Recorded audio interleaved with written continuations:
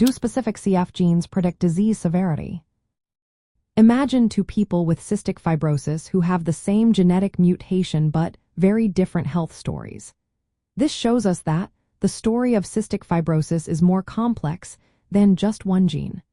While the CFTR gene is the main player in causing cystic fibrosis, it doesn't tell the whole story about how severe the disease will be.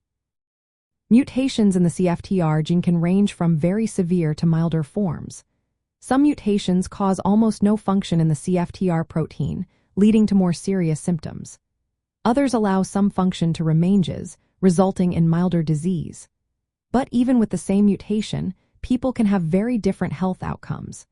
This is because other genes, called modifier genes, also influence how cystic fibrosis develops.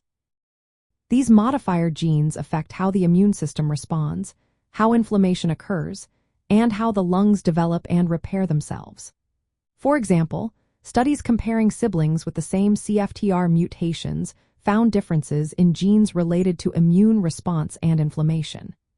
These differences can explain why one sibling might have worse lung function than the other, even though they share the same primary mutation. Research shows that about half of the variation in lung disease severity among people with cystic fibrosis is due to these other genetic factors.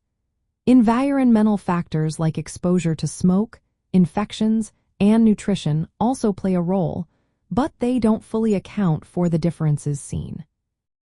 In summary, knowing the specific CFTR mutation gives some idea of risk, but it doesn't fully predict how severe the disease will be. Modifier genes outside the CFTR gene significantly influence disease outcomes, especially lung health.